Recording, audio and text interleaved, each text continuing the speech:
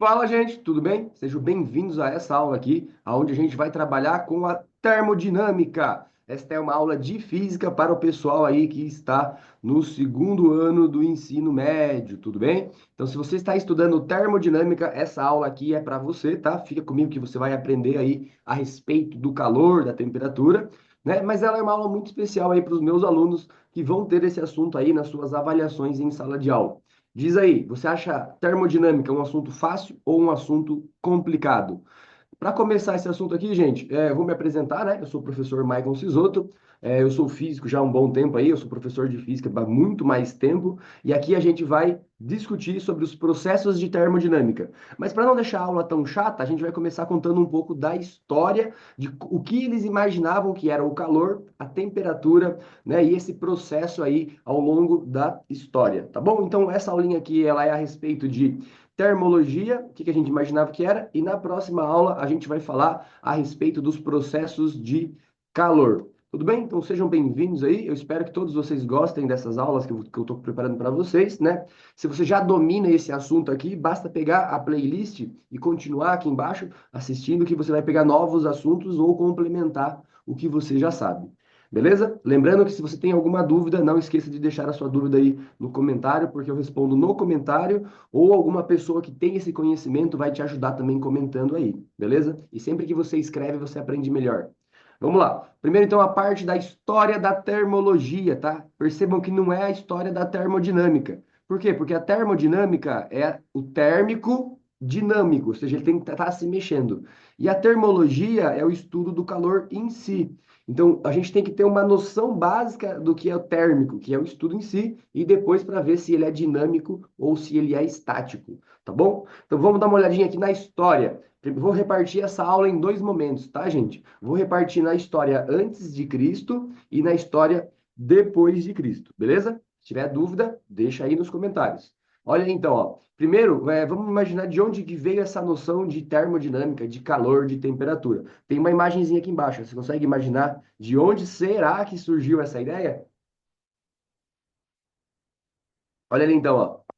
Lá para os gregos, né, é óbvio que isso não começou com os gregos, né? Se a gente pensar nas civilizações da Mesopotâmia, pensar no Egito, pensar em outras civilizações aí mais orientais, por exemplo, o fogo sempre esteve presente. Por que que o fogo sempre esteve presente?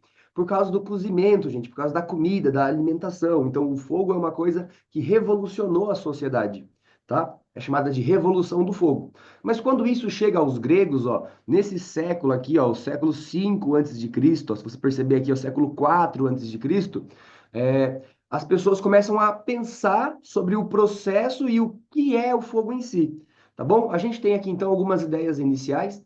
Não é somente desses três aqui, tá? Empédocles, Platão e Aristóteles, que são essas ideias iniciais, tem mais pessoas, mas eles imaginavam que tudo no mundo era feito apenas de quatro elementos, né? Eu gosto muito de comparar isso quando faço esta aula com uma árvore. Por que uma árvore? Porque se você pensar assim, ó, se tudo é feito dos quatro elementos, quais quatro elementos? Esses que estão desenhados aqui, ó, terra, ar, água e fogo, né? Se você pensar numa árvore, a árvore seria composta disso daí, tá? Ela seria composta de terra, porque ela está ligada e grudada à terra, seria composta de água, né? Porque você rega ela, molha a água, vai para dentro dela e as folhas crescem.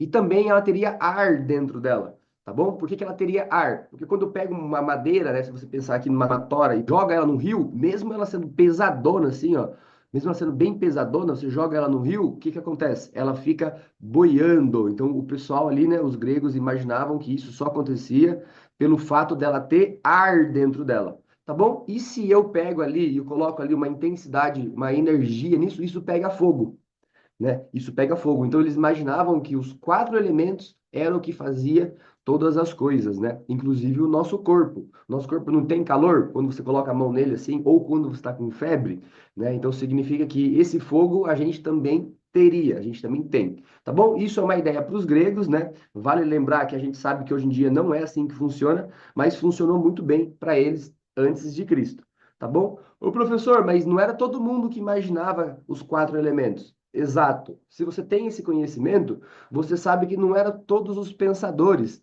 todos os filósofos que imaginavam que a gente era feita dos quatro, que a gente era feito dos quatro elementos, né? Existia também uma linha de pensamento chamado atomismo, que é uma linha mais voltada para o que a gente conhece hoje em dia, né? Que é a menor parte da matéria. Como assim?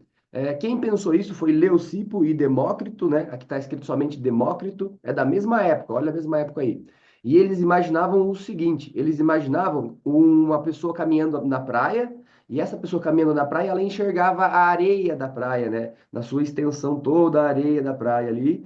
E aí eles olhando, pegando um punhado de areia do chão, eles falavam assim: peraí, isso aqui parece que é uma coisa única, que é contínua, que vai daqui até o horizonte. Mas quando a gente pega um punhadinho de areia e você olha esse punhadinho de areia, eles são pequenas pedrinhas, pequenininhas, né? E às vezes você esfrega ele, ele fica menor ainda. E aí então esse pessoal, Leucipo e Demócrito, eles vieram com a ideia então da palavra átomo. Átomo significa sem divisão, sem separação, tá? Então seria no caso ali, eu não conseguiria quebrar mais do que eu quebrei. Então tudo no mundo, olha que legal, tudo no mundo seria feito de átomo. E o que que seria esse átomo aí? A menor partícula, tá? Então seria uma bolinha, menor possível, que ia compor todas as coisas, tá bom? Professor, mas aonde entra o fogo nesse processo? O fogo nesse processo, ele vai entrar aqui, ó. Se tudo era feito dessas bolinhas, como que as coisas pegavam fogo? O fogo surgia a partir do movimento entre uma matéria e outra, entre uma bolinha e outra. Fica sempre um espaço vazio entre elas, né? Quando você choca, abre um vão. E nesse vão, quando está muita energia, ia liberar o que eles imaginavam que era o fogo. Tá bom? Então, olha só, a gente viu dois pensamentos, um pensamento que era os quatro elementos e o outro pensamento que era as partículas indivisíveis, o tal do átomo, tá? Mas isso não foi tão longe, né? Na verdade, até foi, porque olha só, aqui é antes de Cristo. E quem eu vou trazer para vocês agora são os alquimistas, que é depois de Cristo. Né? Professor, essa ideia durou até depois de Cristo? Os quatro elementos, o atomismo?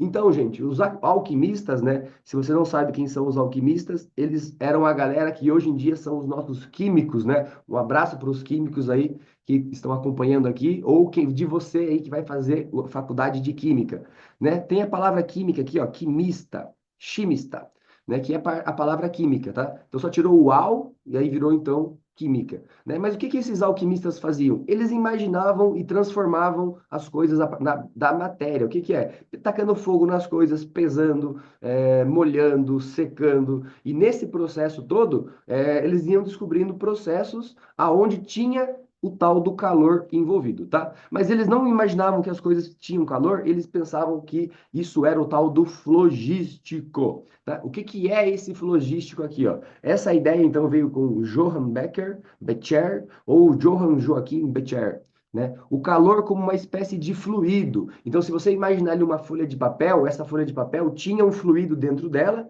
e se por acaso ela pegasse fogo, esse fluido sairia de dentro dela.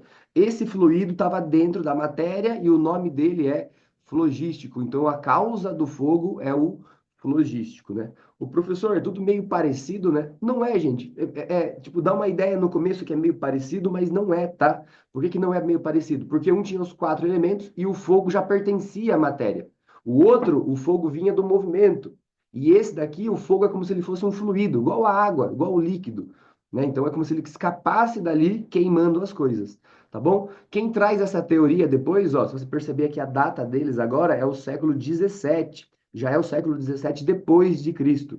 Quem pega essa teoria e traz de volta para conseguir resolver coisas dentro aí da parte de forja, dentro da parte de construir ferramentas mais resistentes, é o tal do George Stauss, George Ernest Stauss, né? Ele traz essa teoria de volta, retoma essa teoria, e olha só o que acontece aqui, ó. Vamos dar uma olhadinha a respeito dessa teoria.